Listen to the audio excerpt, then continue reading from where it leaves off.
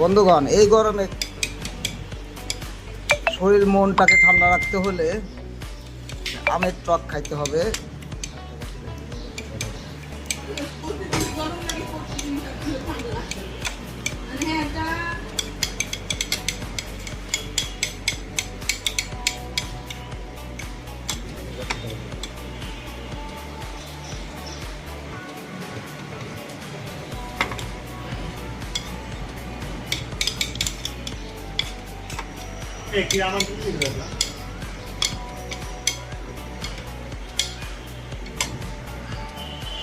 ভাই টকটা কেমন হয়েছে ভাই?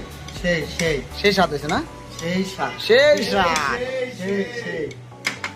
এই যে আরেকটা চলে এসেছে, মানে সেই স্বাদ। আচ্ছা, এখন ভিতরে